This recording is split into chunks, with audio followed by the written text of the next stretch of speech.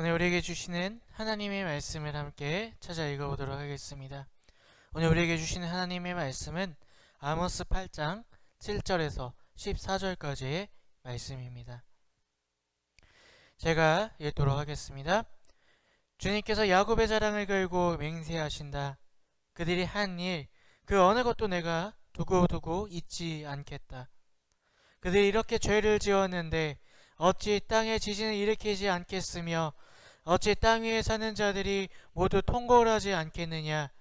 온 땅이 강물처럼 솟아오르다가 이집트의 강물처럼 불어나다가 가라앉지 않겠느냐. 나 주 하나님이 하는 말이다. 그 날에는 내가 대낮에 해가 지게 하고 한낮에 땅을 캄캄하게 하겠다. 내가 너희의 모든 절기를 통곡으로 바꿔놓고 너희의 모든 노래를 만가로 바꿔놓겠다. 내가 모든 사람에게 굵은 베옷을 입히고 머리를 모두 밀어서 대머리가 되게 하겠다. 그래서 모두를 외아들을 잃은 것처럼 통곡하게 하고 그 마지막이 비통한 날이 되게 하겠다. 그날이 온다. 나 주 하나님이 하는 말이다. 내가 이 땅에 기근을 보내겠다. 사람들이 배고파하겠지만 그것은 밥이 없어서 겪는 배고픔이 아니다. 사람들이 목말라 하겠지만 그것은 물이 없어서 겪는 목마름이 아니다. 주의 말씀을 듣지 못하여서 사람들이 굶주리고 목말라 할 것이다. 그때 사람들이 주의 말씀을 찾으려고 이 바다에서 저 바다로 헤매고 북쪽에서 동쪽으로 떠돌아다녀도 그 말씀을 찾지 못할 것이다. 그날에는 아름다운 처녀들과 젊은 총각들이 목이 말라서 지쳐 쓰러질 것이다. 사마리아의 부끄러운 우상을 의지하고 맹세하는 자들, 다나 너희의 신이 살아있다. 부엘세바야, 너희의 신이 살아있다 하고 맹세하는 자들은 쓰러져서 다시는 일어나지 못할 것이다. 아멘. 오늘도 우리 예수님을 사랑하시고 또 주인 삼으셔서 각자의 자리에서 또 이 자리에서 하나님께 예배드리시는 여러분들을 주님의 이름으로 환영합니다. 먼저 장마가 계속 길게 올해는 이어지고 있습니다. 여러분 가정에 또 여러분 직장에 비 피해는 없으신지 걱정이 됩니다. 여러분 기도하심으로 또 이 장마를 잘 이겨내시기를 바랍니다. 이제 무더위의 절정인 8월달이 시작되었습니다. 아직은 장마가 계속되고 있지만 이제 곧 열대야 또 아주 무더운 더위가 찾아올 것으로 우리가 예상할 수가 있습니다. 보통 이 시기는 이번 주 다음 주까지 해서 이 시기는요 휴가 시즌이죠. 가족들과 함께 휴가를 떠나는 또 어떻습니까? 교회적으로는 수련회를 가는 그런 시기입니다. 그러나 올해는 그런 분위기가 많이 나지 않는 것 같습니다. 휴가도 많이 가지 않는 것 같고요. 또 교회마다 수련회도 올해는 취소하는 분위기가 많습니다. 여름이면 휴가를 가고 또 수련회를 가고 여름밤에 둘러앉아서 가족들과 또 교우들과 또 친지들과 함께 수박을 나누어 먹던 그것들이 너무나 당연한 것처럼 보였지만 올해는 그러한 시간들을 그리워할 수밖에 없는 올해가 아닌가 이렇게 생각을 해봅니다. 하지만 이 세상의 것들은 사실 당연한 것은 없습니다. 왜냐하면 세상의 것들은 언젠가는 다 변하고 없어지기 때문입니다. 우리가 과거를 돌아보며 이렇게 바뀌었구나, 이렇게 달라졌구나 생각할 때에 우리가 그것을 집중하면서 그것을 생각하면서 또 한 가지를 기억해야 될 것이 있습니다. 세상의 것들은 달라질 수밖에 없고 변할 수밖에 없지만 변하지 않는 것이 있다는 것을 우리는 기억해야 할 것입니다. 그리고 그 변하지 않는 것을 더욱더 붙잡는 여러분들이 되셨으면 좋겠습니다. 영원히 변하지 않는 것은 무엇입니까? 바로 예수 그리스도, 그분의 십자가, 그분의 사랑, 그분의 은혜인 줄로 믿습니다. 왜 그것은 변하지 않는 것일까요? 그것은 세상에 속한 것이 아니기 때문입니다. 영원히 변하지 않는 하나님의 나라, 그것에 속한 것들이기 때문에 오늘도 여전히 우리 가운데 함께 하시는 줄로 믿습니다. 이제 정말로 확실한 것을 붙잡는, 변하지 않는 것을 붙잡는 여러분들이 되시기를 주님의 이름으로 축복합니다. 오늘 말씀의 제목을 함께 읽어볼 텐데요. 오늘 말씀의 제목이 주보와 또 여기 화면에 나오는 거랑 좀 다릅니다. 제가 오늘 아침에 다시 한번 말씀을 묵상하다가 오늘 이 화면에 나오는 제목으로 바꿨습니다. 우리 함께 오늘 말씀의 제목 함께 읽어보겠습니다. 시작. 더 늦기 전에 돌아봅시다. 오늘 말씀의 제목입니다. 미래의 학자들이 예상하는 다음 세대에 어떻게 될 것인가 예상하는 그 예상이, 이런 예상이 나타난다고 합니다. 미래에는 더 이상 지속 가능한 성장은 불가능할 것이다. 그리고 우리의 다음 세대는 전 세대보다 누리는 것이 부족한 최초의 세대가 될 것이다. 어떻게 보면 좀 우울하고 슬픈 이야기가 아닌가 싶습니다. 하지만 이러한 것을 내놓는 이유는요, 우리 보고 우울하고 슬프라고 내놓는 것이 아니라 이러한 진단을 통해서 우리의 생각과 방향을 이제는 바꿔야 할 때라는 것입니다. 더 이상은 발전해야지, 성장해야지 이런 마음을 갖는 것이 아니라 이제는 주변을 돌아보며 정말 중요한 것들을 관리하고 보호하고 함께 가야 될 시대가 이젠 정말로 시작되었다는 것입니다. 즉, 이제는 발전의 시대가 아니라 돌아보고 함께하는 시대로 바뀌었다는 것입니다. 우리의 신앙생활도 마찬가지입니다. 그동안 우리 한국교회는 사회적 분위기와 함께 우리 한국교회 신앙도 어땠습니까? 이 땅에서 축복받고 또 번창하고 성공하고 또 교회적으로도 수적으로 부흥하고 이런 것들을 아주 지상과제로 기도 제목으로 삼고 열심히 기도했습니다. 그것을 위해 열심히 기도하고 또 열심히 예배하고 봉사하고 전도했습니다. 그리고 놀라운 축복을 받았습니다. 너무나 큰 성장, 너무나 큰 수적인 또 증가, 이러한 놀라운 은혜를 우리가 체험했습니다. 하지만 물론 사회적으로 약자들을 돌보는 것도 안 한 건 아니지만 많이 미흡했다는 것이죠. 많이 부족했다는 것입니다. 그래서 교인들은 지네끼리만 즐거워라는 그러한 지탄을 받고 기독교인들이 더 심해, 더 돈을 좋아해, 이러한 비판을 받을 수밖에 없었다는 것이죠. 그래서 이제는요, 우리의 신앙생활도 그 관점이 좀 달라져야 한다는 것입니다. 이제는 나만 잘 돼야지가 아니라요, 이제는 내 주변을 좀 돌아보고요, 정말 중요한 것이 무엇인지를 우리가 점검하며 살아가야 한다는 것입니다. 내 신앙의 중심이 복받는 것이 아니라 하나님이 되어야 되고요, 또 나만 잘 되는 것이 아니라 이웃과 함께 하나 되어 그들을 사랑하며 나아가는 것, 이것이 이제 우리가 살아가는 이 마지막 때를 준비하는 신앙생활의 모습이 되어야 한다는 것입니다. 오늘 여러분들의 신앙은 어떠하십니까? 오늘 우리가 읽었던 본문 말씀은요, 무언가 분위기가 좋지 않아 보입니다. 하나님께서 어떠한 것들을 쌓아두셨다가, 어떠한 감정을 쌓아두셨다가 이제 말씀하시는 그런 장면을 우리가 보게 됩니다. 오늘 본문 말씀 7절 말씀을 함께 읽어보겠습니다. 함께 읽습니다. 시작.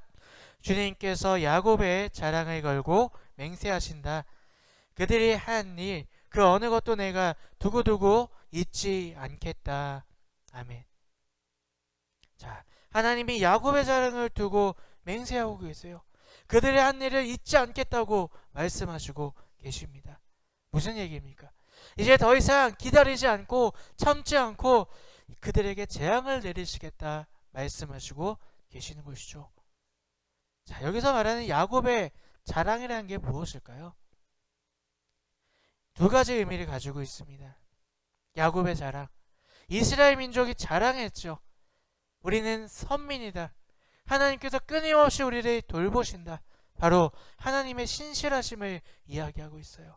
하나님은 끊임없이 아주 똑같이 이스라엘 민족을 사랑하시고 그들을 지켜주시고 그들에게 복을 주셨어요.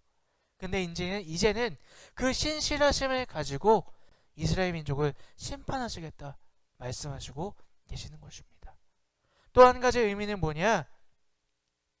자기 자신을 가리켜서 말씀하시는 거예요. 자, 사람들은요, 그 당시 이스라엘 사람들은 무언가 맹세를 할 때 자기보다 위대한 것을 두고 맹세를 했다 그래요. 네. 내가 하늘을 두고 맹세한다. 아니면 내가 뭐 이런 자연 만물을 두고 맹세한다. 그렇게 맹세를 했다 그래요. 근데 야곱의 자랑이 무엇입니까? 바로 하나님이시죠.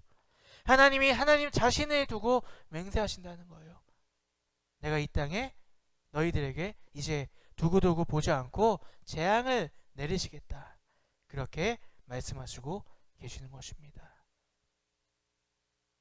자, 그렇다면 이제 하나님께서 어떤 재앙을 내리신다는 말씀이실까요?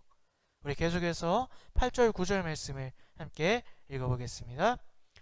그들이 이렇게 죄를 지었는데 어찌 땅이 지진을 일으키지 않겠으며 어찌 땅 위에 사는 자들이 모두 통곡을 하지 않겠느냐. 온 땅이 강물처럼 솟아오르다가 이집트의 강물처럼 불어나다가 가라앉지 않겠느냐. 나 주 하나님의 말이다. 그날에는 내가 대낮에 해가 지게 하고 한낮에 땅을 컴컴하게 하겠다. 아멘.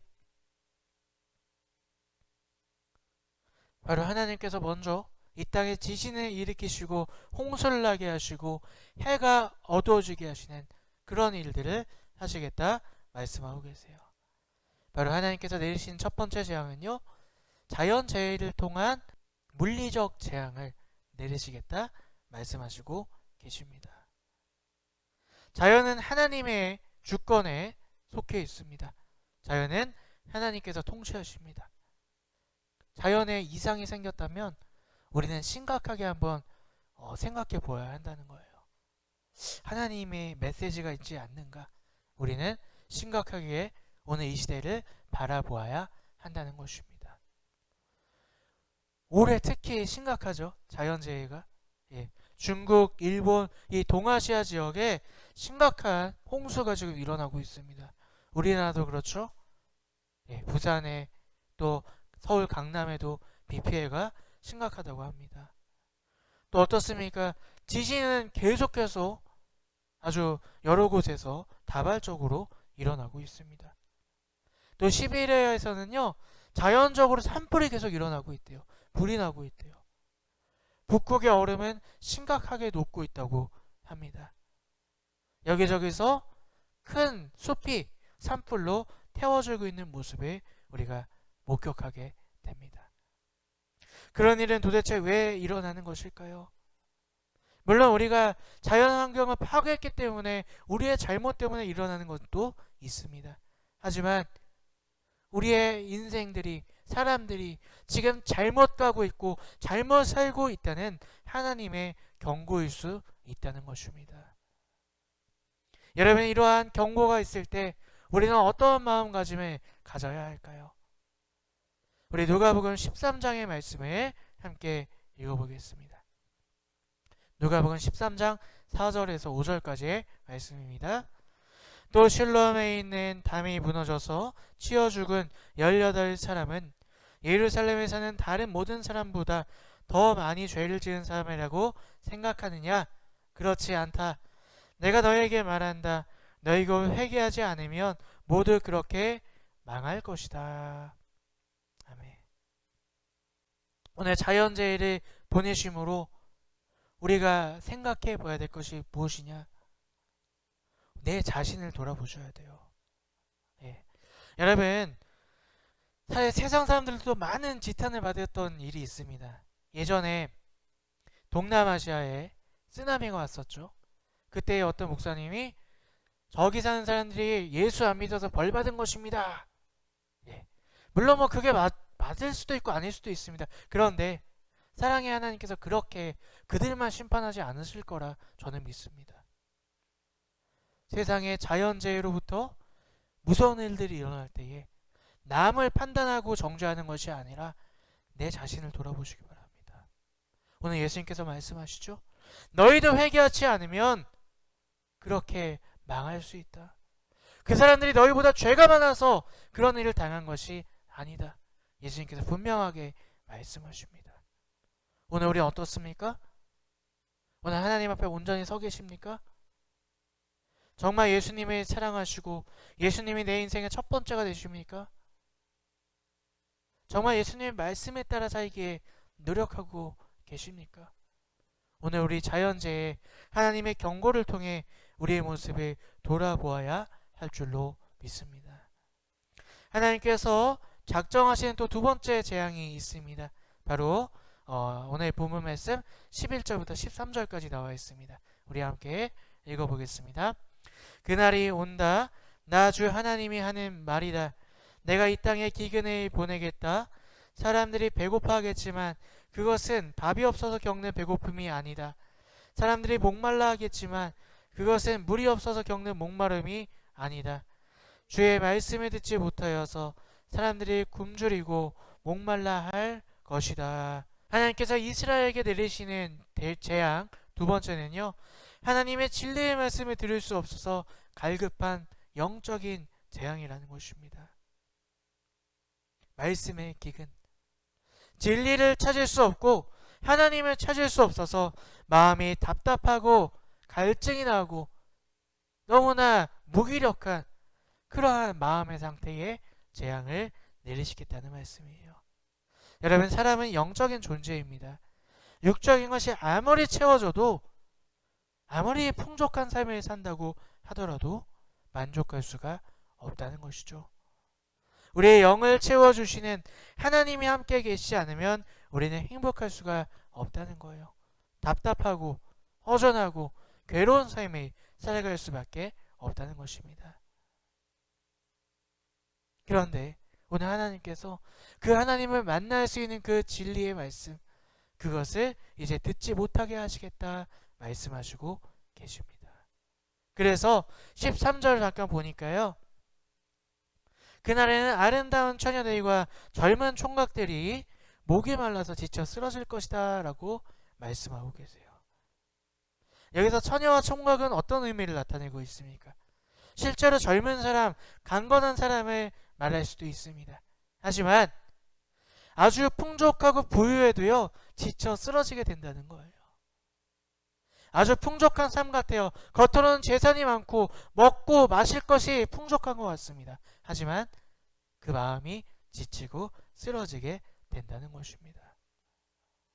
오늘 우리의 시대가 이러한 시대가 아닌지 한번 생각해 보셨으면 좋겠습니다. 여러분, 이 시대는요, 전 지구상으로 인류 역사상 가장 유례없는 부유한 시대라고 합니다. 하지만 너무나 역설적으로요, 이 전 세계의 인류는 이전의 세대보다 괴롭고 힘든 마음으로 세상을 살아가고 있다는 것입니다.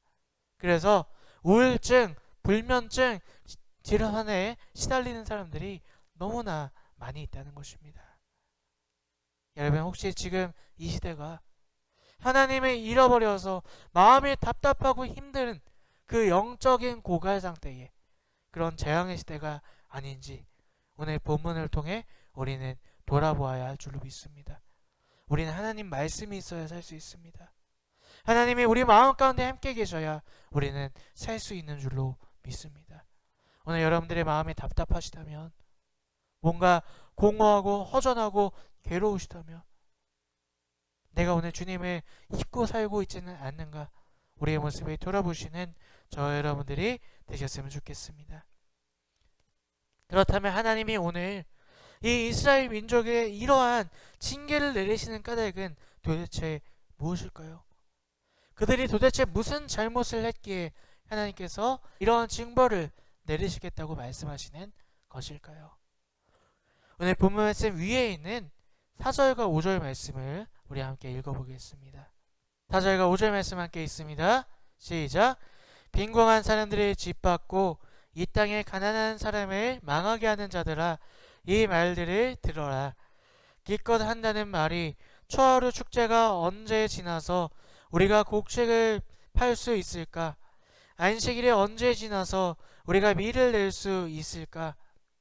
되는 줄이고 추는 느리면서 가짜 저울로 속이자. 아멘. 이들에게 하나님의 재앙을 내리는 이유는요, 월삭일과 안식일을 겉으로는 지키지만 하나님을 사랑하지도 경외하지도 않았기 때문이라는 것입니다. 다시 말해서 이들이 하나님을 경외하지도 사랑하지도 않기 때문에 이들에게 하나님께서 재앙을 내리시겠다 말씀하시는 것입니다. 5절에 나와 있는 월삭일, 안식일은 무엇을 얘기하는 것일까요? 월삭일과 안식일은 이런 의미를 가지고 있습니다. 월삭일은요, 음력으로 매월 첫날에 지난달의 죄를 속죄하고 하나님의 보호에 감사하는 마음으로 번제와 소제와 속죄제를 드리는 날이라고 합니다. 그리고 이날은요, 안식일처럼 노동을 금하는 그런 날이었다 그래요. 그리고 또 안식일은 어떤 날이냐? 하나님이 우주 만물에 창조하신 일과 이스라엘 민족을 구원하신 출애굽 사건을 기념하는 동시에 하나님의 말씀으로 교육받아 신앙을 더욱 돈독히 해야 하는 날이 바로 안식일이었다고 해요. 무엇입니까?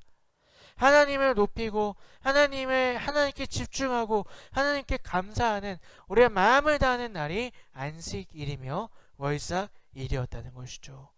그러나 이들의 마음은 재물과 욕심으로 가득 차 있었다는 것입니다. 5절 말씀 보니까 어때요?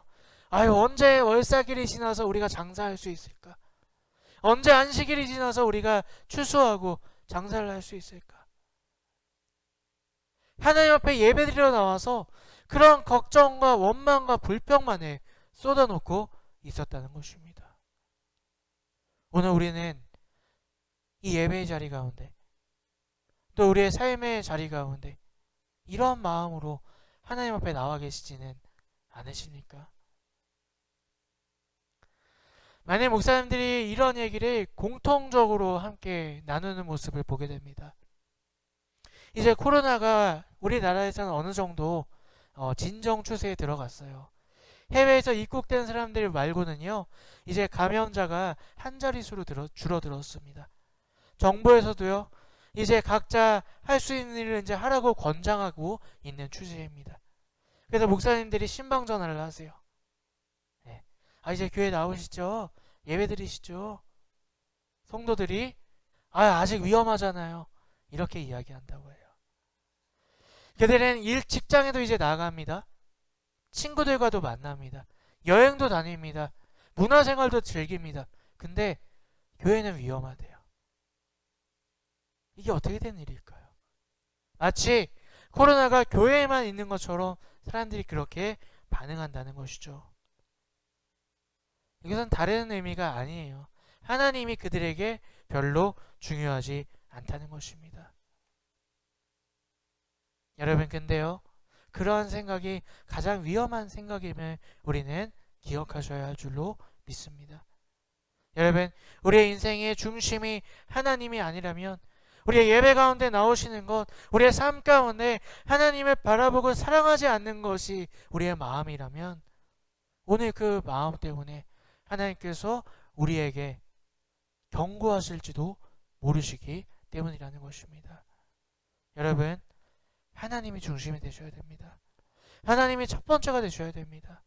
여러분, 언제나 어느 곳에서나 정말 하나님을 사랑하고 하나님을 중심으로 모시고 살 때에 그 모습은 삶 가운데 나타날 수밖에 없다는 것입니다. 우리 하박국 말씀을 함께 읽어보도록 하겠습니다. 무화과 나무에 과일이 없고 포도나무에 열매가 없을지라도 올리브 나무에서 딸 것이 없고 밭에서 거둬들일 것이 없을지라도 우리의 양이 없고 외양간에 소가 없을지라도 나는 주님 안에서 즐거워하려한다. 나는 구원하신 하나님 안에서 기뻐하려 한다. 아멘. 여러분, 이게 우리가 어렸을 때 부르는 찬양이 아니라요, 우리의 삶의 기준이 되어야 합니다. 코로나가 심해도, 우리의 삶에 문제가 있다 할지라도 나는 주님 안에서 즐거워하려 한다. 주님을 바라보려 한다. 주님의 안에서 그 중심을 바라보며 살아가려 한다. 이것이 오늘 우리의 예배 자리의 마음이 되어야 하겠고, 우리의 삶의 자리의 중심이 되어야 할 줄로 믿습니다. 하나님이 그들에게 재앙을 내리시는 두 번째 이유가 있습니다. 우리 오늘 본문 말씀 5절 6절 다시 한번 읽어보도록 하겠습니다. 기껏 한다는 말이 초하루 축제가 언제 지나서 우리가 곡석을 팔 수 있을까? 안식일이 언제 지나서 우리가 밀을 낼 수 있을까? 되는 줄이고 추는 느리면서 가짜 저울로 속이자. 헐값에 가난한 사람들이 사고 신 한 켤레 값으로 빈궁한 사람들이 사자. 찌꺼기 밀까지도 팔아먹자 하는구나. 아멘. 하나님이 이스라엘 민족에게 재앙을 내리셨던 두 번째 이유는요, 이웃과 가난한 자들에 대한 악행 때문에 하나님께서 오늘 이스라엘 민족에게 큰 재앙을 내리셨다는 것입니다. 여기서 보면 이런 구절이 있어요. 되는 줄이고 추는 느리면서 라는 구절이 있습니다. 이것을 개역개정으로 보면 에바와 세겔, 에바는 줄이고 세겔은 늘리자. 에바는 이 부피를 재는 단위예요. 그래서 에바라는 통이 있습니다. 한 에바, 그러면 여기 나와 있는 것처럼 36리터에 해당한다고 해요. 그런데 이스라엘 사람들이 무슨 짓을 했냐면 이 에바를 재는 그 한 통의 그 크기를 줄여서 사기를 쳤다는 거예요. 한 에바를 온전히 준 것이 아니라 그거보다 약간 적게 줘서 자신들에게 이익을 남겼다는 것입니다. 또 세겔은 무게를 측정하는 단위로서 한 세겔이 11.5g이었다고 해요. 그런데 이 11.5g의 추를 더 늘어나게 하는 거예요. 그래서 이제 사람이 어떤 물건을 살 때에 그 물건의 값을 더 크게 했다는 거예요. 무게를 늘려서. 바로 거짓된 속임수로 이웃을 속여 먹었다는 것이죠. 또한 어떻습니까? 그 시대에 가난한 사람들을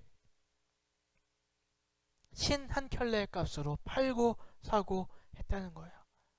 하나님께서 사랑하시는 존귀한 존재들이 돈 때문에 노예로 사고 파는 그런 만행을 저질렀다는 것입니다. 거짓과 속임수와 악행이 망연했던 그 시대에 하나님께서 그것을 지적하시고 재앙을 내리실 수밖에 없었다는 것입니다.